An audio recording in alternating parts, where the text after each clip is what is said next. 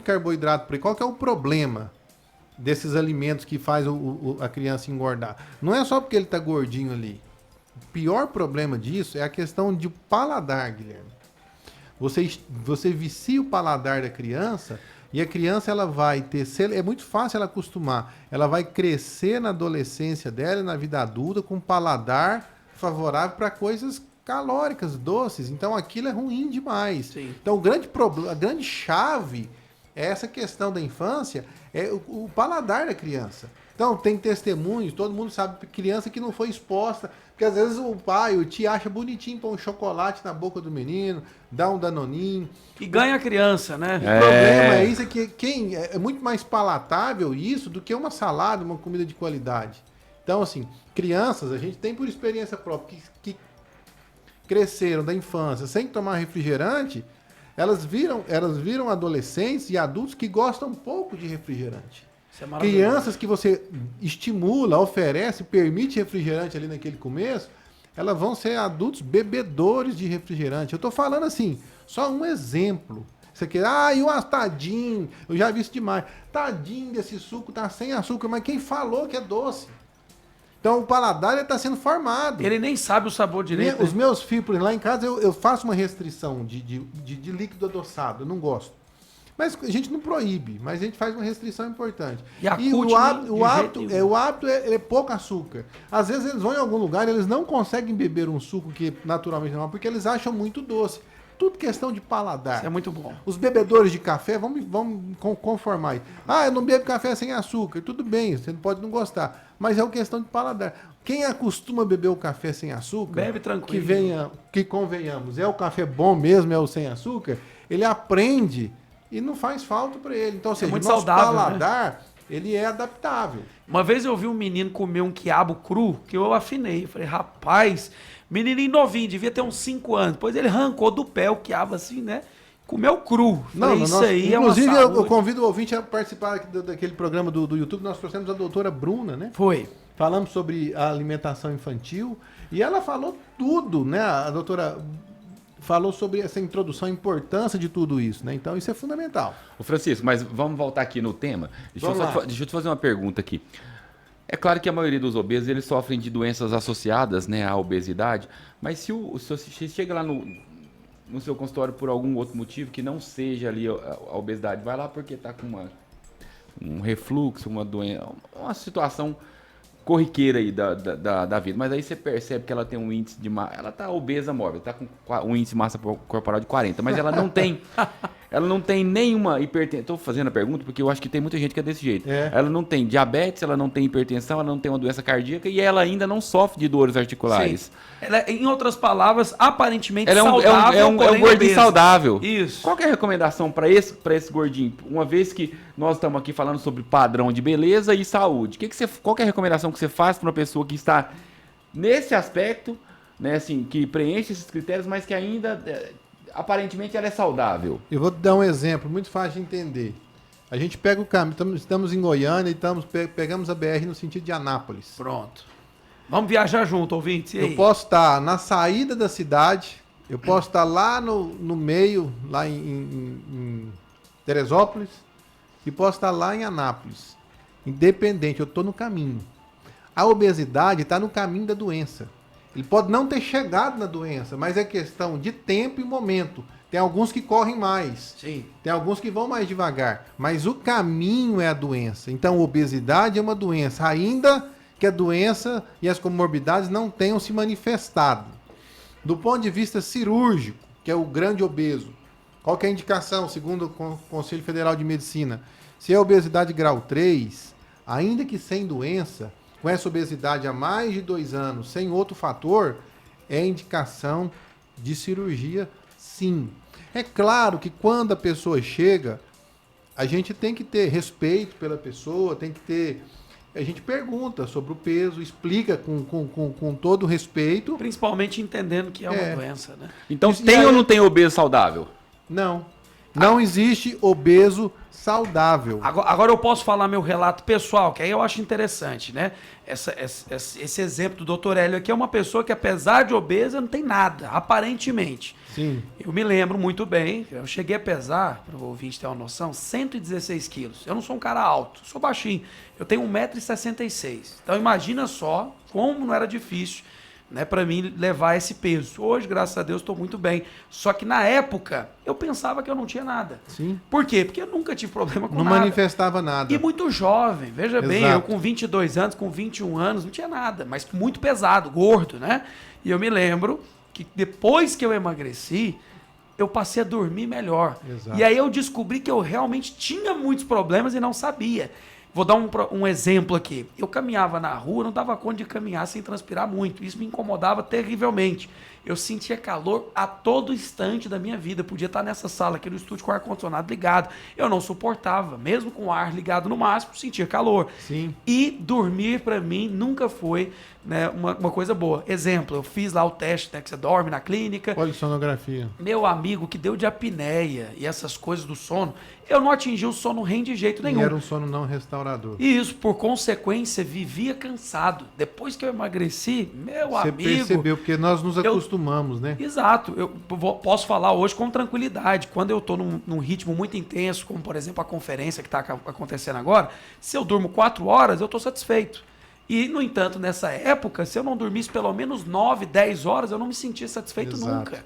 Então, difícil a vida assim, né? O grande problema então, na verdade, né, só para pegar o gancho dele, na verdade, muitas vezes o obeso ele não sente nada porque as doenças elas são silenciosas. Exato, é isso que eu ia elas falar vão te agora. dar o problema lá na frente. Ela Doença vai crônica, né, porque, doutor por Hélio? exemplo, ali, ó, uma apneia. Uma apneia, ela é uma doença que se a mulher não reclamar, às vezes o cara nem percebe. Ele amanhece o dia cansado, ele tem um cansaço, uma sonolência diurna, mas ele nem percebe. Só que a longo prazo, a apneia ela causa problema cardíaco grave. Então são doenças que vão puxando outras, é aquela história de um abismo puxar o outro, Sim. né? Uma situação vai puxando a outra. E às vezes ela não percebeu. Eu fiz a pergunta pro Francisco justamente por isso, porque por mais que a pessoa fale assim, eu sou um gordinho saudável, esse termo gordinho saudável ele não pode existir. Ele é porque uma a questão de própria tempo. obesidade, ela já é a doença. Sim. A doença crônica, o problema da doença crônica é que ela é silenciosa. Por que o diabetes mata tanto? Porque a pessoa, na maior parte da vida dela com o diabetes, ela não sentiu nada. Essa é a verdade.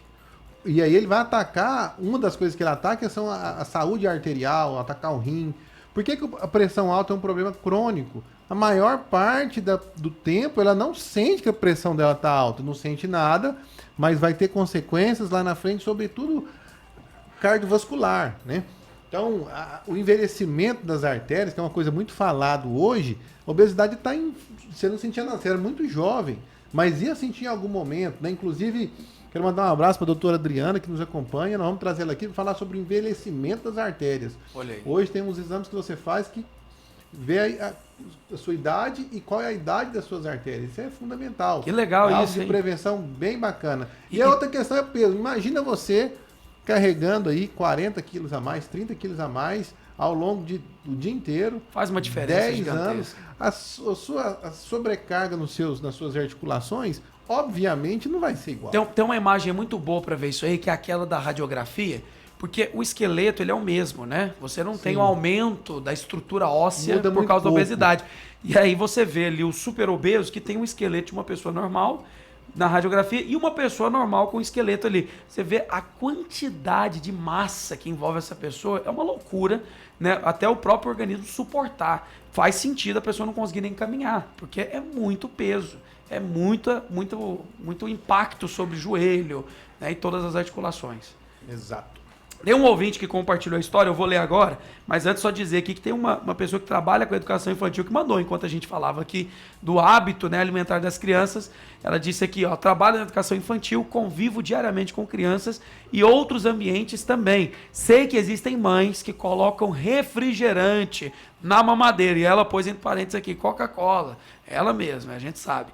E aí colocou uma mamadeira de seus bebês. Eu acho isso um absurdo e uma ignorância tremenda. É uma ignorância, um problema. O problema assim vai muito além da caloria. Ah, mas é uma criança, ela tá magrinha.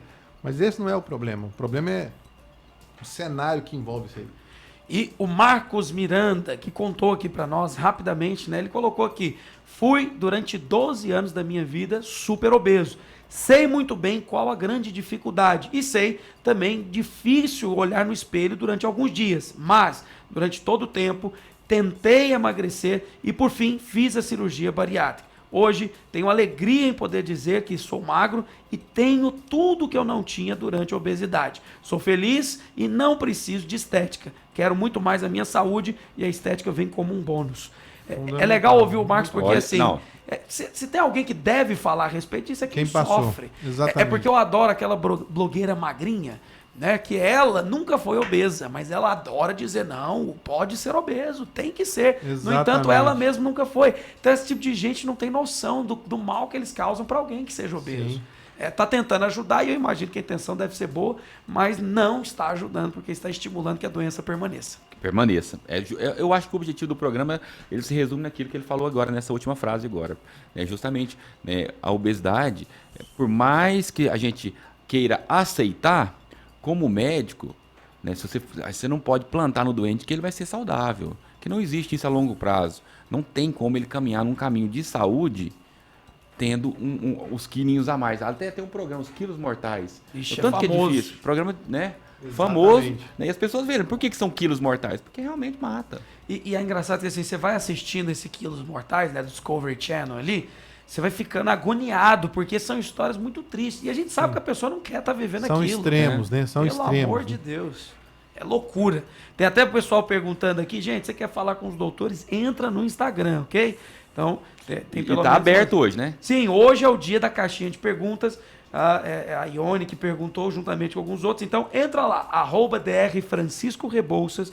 É o Dr. Francisco que vai esclarecer tudo que você quiser. E @Dr. Hélio Arão Júnior. Hoje é o dia de caixinha de perguntas, então você entra lá no Stories dos doutores, coloca a sua pergunta, faz um contato com eles direto e eles vão te responder por lá. @Dr. Francisco Rebouças e @Dr. Hélio Arão Júnior. Eu acho interessante porque eu nunca vi doutores mais acessíveis igual o Dr. Francisco e o Dr. Hélio. É impressionante. Dr. Hélio, esses dias, teve um ouvinte que cercou ele aqui na rádio. Aí eu falei assim, rapaz, nós temos que cuidar aqui, que o povo tá vindo. Só que é muito acessível. Falou, vai lá no consultório, querido, não tem nenhum problema. Então, eu acho que não só a maneira como os doutores fazem, como também a sinceridade. Porque medicina, infelizmente, em muitos pontos tem conflito de interesse. Exatamente. Mas o que eu percebo no Fala Doutor é que é o seguinte, a verdade é que doa quem doer e beneficie quem beneficiar. No final, a doença tem que ser falada com verdade. Sem conflito de interesse. Sem conflito de interesse. Porque esse é o nosso objetivo. Quando nós começamos aqui, o nosso objetivo era ser isento de informações que são conflitantes. Trazer o que é verdade. Até porque o ouvinte hoje ele tem acesso a tanta coisa na internet, né? Qualquer coisa que ele digitar no Google vai sair alguma coisa. Qualquer assunto que ele digitar no YouTube tem algum vídeo. Né? E será que aquele vídeo realmente é um vídeo de qualidade? Será que aquele está falando a verdade ou defende algum interesse por trás de tudo? E se aparecer um doutor falando aí que o micro-ondas vai te matar, não use o micro-ondas. Nós falamos sobre micro-ondas? Falamos também, falamos várias coisas aí. O micro-ondas só pode te matar se você fizer nele miojo todo dia, né? Aí mata mesmo. Aí mata, aquele pozinho do miojo, eles falam que é mais cancerígeno que tudo. Com a esposa e ela jogar ele na sua cabeça também, ele pode te matar. Exatamente. É porque a internet hoje é um campo de ninguém, né? Tem tanta mentira. Exato. E tanta coisa que o povo acha, não tem ciência no meio, né? Doutor Francisco, só pra gente caminhar pro final aqui, eu sei que o ouvinte que nos ouviu, talvez ele tenha se sentido incomodado, né? Mas eu penso que a verdade, às vezes, ela nos confronta. E eu já passei por esse processo, então não estou falando sem experiência. Sei que não é fácil enfrentar o momento, mas também se a gente mirar no objetivo, que é o outro lado, começar a visualizar a vida mais saudável. Você falou de um paciente que nem brinca de futebol. Visualizar você conseguindo brincar com seus filhos, netos que sejam, tudo isso vai dar forças para caminhar na direção correta. Né? Exato. Eu gosto de ser muito sincero em todos os aspectos, né? Quem é meu paciente sabe disso. Então eu sempre falo a verdade, assim, não existe um caminho fácil quando se fala de peso. Na vida é assim, você tem que escolher o seu difícil. Tem que parar de ficar invejando também tudo aquele difícil, magro, né? Tudo é difícil. Vou falar a verdade. Um tratamento para perder peso, seja ele cirúrgico, bariátrica ou um outro tratamento, é difícil. Mas permanecer obeso é difícil. Você tem que escolher o seu difícil. A vida é assim, entendeu? Você se formar é difícil.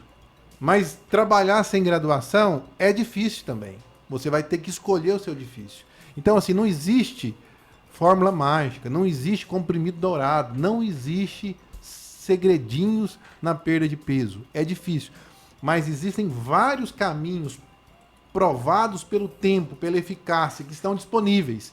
E é nesse que vocês têm que pegar, o que já existe. E não pode se conformar como isso, tem que tratar. Sendo possível, por que não tratar, né? Uma vez a minha esposa olhou pra mim, rapaz, pensa numa mulher sábia. Ela falou assim, ó, câncer e algumas outras doenças, quando não tem tratamento, o que você vai fazer? Então isso é triste de verdade. Agora, aquilo que tem tratamento, basta apenas você iniciar o caminho, então inicia. Fala com o médico, veja os caminhos. Porque triste de verdade é alguém que se entregou para a doença. Mas existe tratamento, nós estamos vivos, não estamos? Tem solução, para que você vai desanimar? Vamos embora. Perfeito, sua esposa é sábia. Esposa sábia. Esse programa, na verdade, a gente queria era desmistificar a questão da imagem. Né? Porque às vezes é o que você falou aí, a pessoa magra lá, uma blogueirinha, vai lá e bota, não, aceite como você é. Tudo bem. Você vai aceitar a sua doença e não vai tratar? Por que você trata um câncer e não trata uma obesidade? Por que você trata uma cólica renal, mas não trata a obesidade? Se as duas são doenças e a obesidade mata mais, até do que eu dei um exemplo aqui de uma cólica renal, mas mata muito mais do que uma cólica renal. Se eu trato uma doença, por que eu não vou tratar uma outra? Né? Não posso definir isso como uma derrota. Não, eu sou assim e vou continuar assim pro resto da vida. Não pode ser.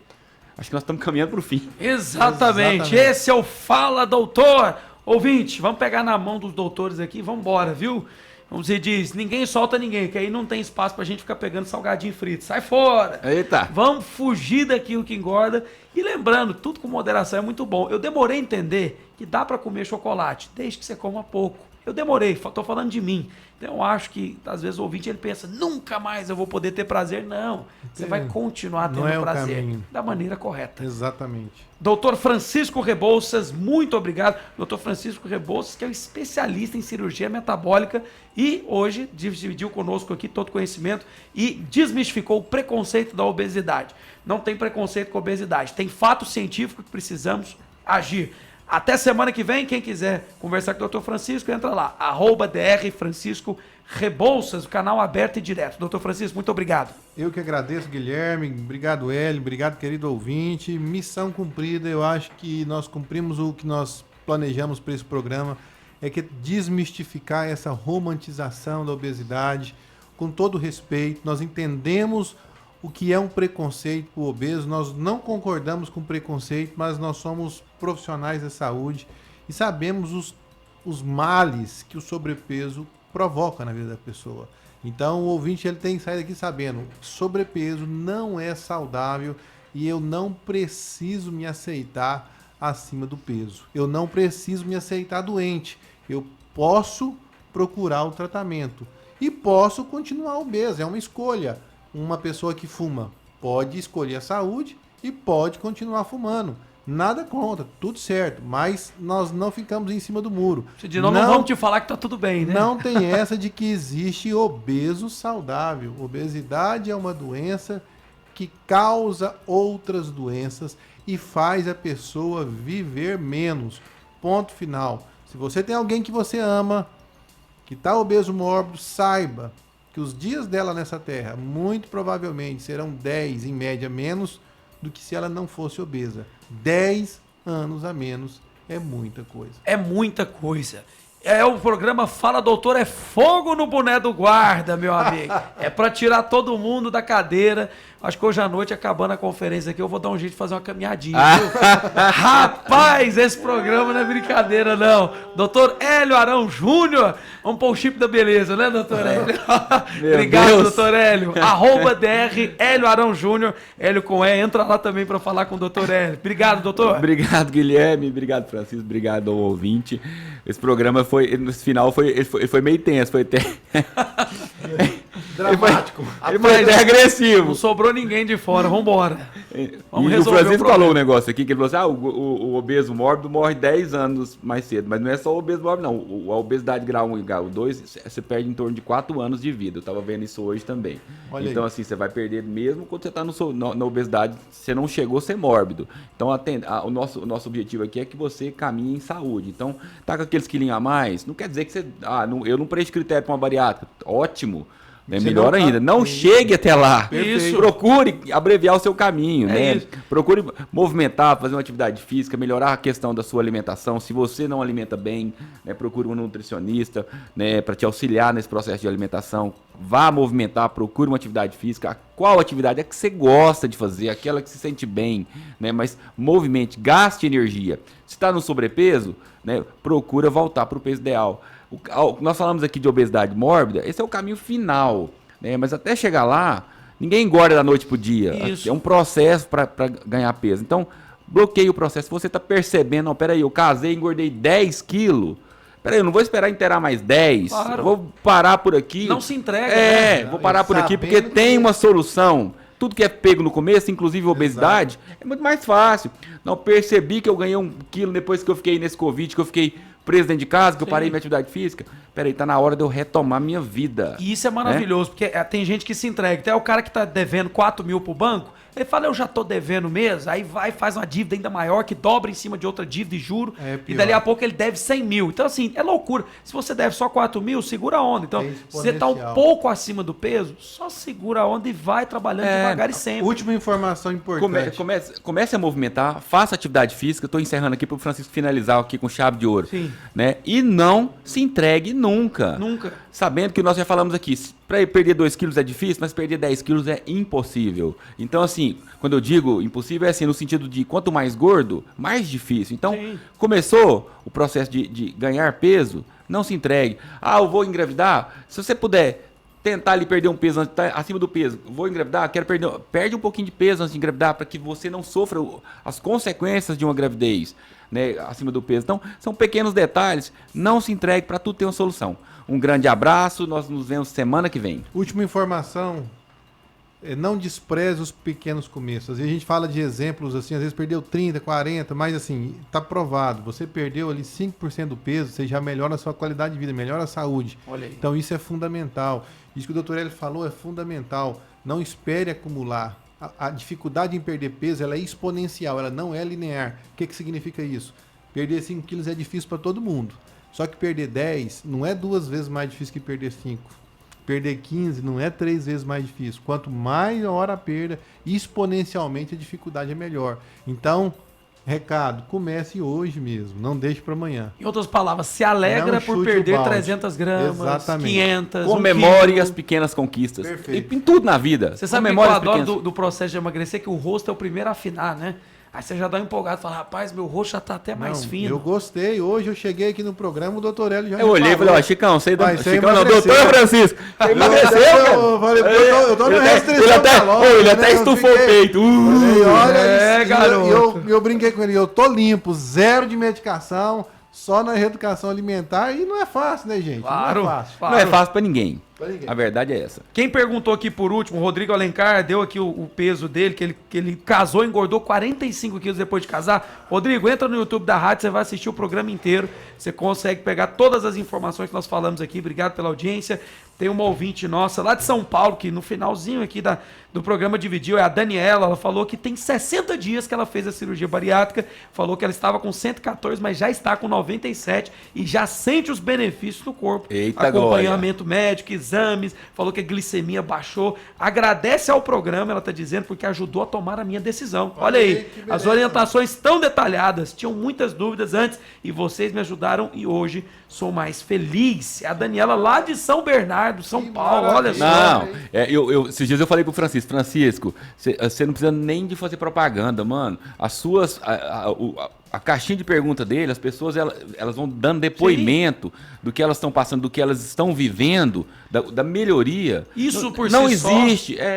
Isso fala por tudo. E olha, uma pessoa desse tipo, exemplo. se nós fizemos esse programa 1 ano, nós alcançamos essa moça, essa ouvinte aí, e ela mudou, lá em São Paulo. E ela mudou a história da vida dela, porque ela vai viver mais, ela vai ter uma qualidade de vida e já tá bom.